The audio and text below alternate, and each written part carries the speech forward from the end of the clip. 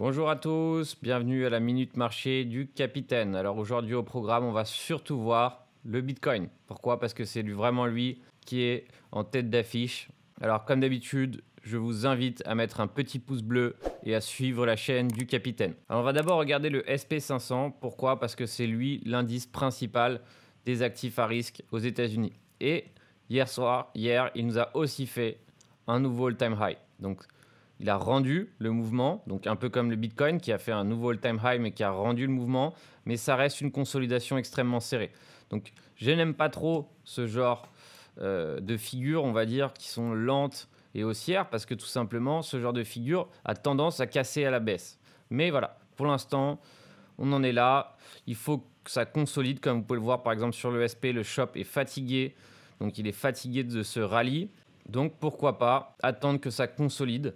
Mais voilà, c'est possible aussi que ça casse à la hausse. Mais certainement, si le SP500 casse violemment à la hausse, ça sera forcément favorable au Bitcoin, car les deux, normalement, étant des actifs à risque, sont corrélés. Alors le Bitcoin, qui du coup est en train encore à nouveau, là, on est au-dessus des 50 000 $, de s'affranchir de ce seuil psychologique des 50 000 $. Donc hier, il l'a franchi, il l'a rendu immédiatement, et là, il retente. Hier, j'étais vigilant parce que les rejets peuvent être très très violents. C'est-à-dire que sur ce genre de seuil psychologique, si on a un rejet, ça peut aller très violemment à la baisse. Donc, il vaut mieux toujours être vigilant. Si on n'est pas sûr, on attend notre tour. C'est bien mieux d'attendre un breakout et ensuite de racheter un pullback plutôt que de se précipiter ici et de se faire rejeter tout le mouvement. Donc, c'est pour ça que moi, hier, j'ai fait un appel à la prudence par principe, car c'est ma façon de travailler. Donc pour l'instant, le point positif, c'est qu'on est toujours là, c'est-à-dire qu'à un moment donné, les vendeurs vont s'épuiser et ça va certainement céder. Donc si on reste comme ça, extrêmement serré sur cette résistance, ce seuil psychologique des 50 000 $, on peut être bon pour le prochain niveau. Donc comme d'habitude, on peut sortir nos petits pivots standards et le prochain niveau est 54 900 $.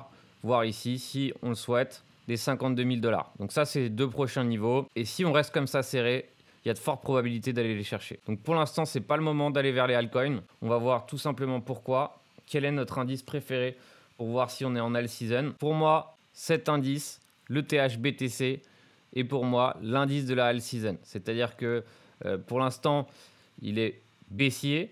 On va dire que le Bitcoin est en train de surperformer l'Ethereum, ce qui fait que pour l'instant, il faut se focaliser sur le Bitcoin. D'accord? Quand ici, on aura un nouveau graphe un peu plus sexy, on va dire, on pourra se relancer dans le trading de altcoin. Mais pour l'instant, les capitaux fusent vers le Bitcoin. Donc c'est important de le comprendre. Donc si à un moment, on a un joli graphe de ce côté, on pourra se diriger vers le Bitcoin. On n'a qu'à voir le Ethereum qui est pas joli comme mouvement. Comme vous pouvez le voir, voilà, on a fait des breakouts sur breakouts, mais c'est réintégré. Donc pour l'instant, c'est le Bitcoin. On va regarder le défi perp aussi, qui lui est en correction. D'accord? Donc pour l'instant, on est toujours en tendance haussière daily, mais en 4 heures, on n'est plus en tendance haussière. Donc il suffit qu'on franchisse ce niveau et on est vraiment dans une tendance baissière. Donc là, pour l'instant, c'est la structure du marché qui devient bearish. Donc pourquoi pas chercher un achat peut-être au niveau des 38,2 de Fibonacci, ça serait intéressant. En tout cas, chercher à avoir un rebond là-dessus. Et pourquoi pas en cas de violent mouvement vers les 6890. Mais par contre, il y a un indice qui est à la cote et c'est le PRIV PERP. Donc le PRIV PERP qui réunit les Privacy Coins. La petite synthèse des Privacy Coins qui se retrouvent dans cet index sont le BIM, le DCR, le Green, le Komodo, le XMR, XCVG, XZC, ZEC, ZEN. Donc je ne les connais pas tous, mais en tout cas voilà, c'est ceux qui se trouvent dans l'indice. Donc plutôt comme d'habitude de vous exposer à l'ensemble, en achetant tous ces coins, vous pouvez vous exposer à l'ensemble en achetant l'indice. Donc ici, comme vous pouvez le voir, il est extrêmement bullish. Donc c'est pareil, il a fait un pullback, il a réintégré rapidement et là il est sous résistance. Donc c'est pareil. On peut attendre un franchissement et racheter un pullback sur cette résistance. Donc voilà, lui, il est extrêmement bullish. En termes d'énergie, il est moyen. C'est un peu comme les autres.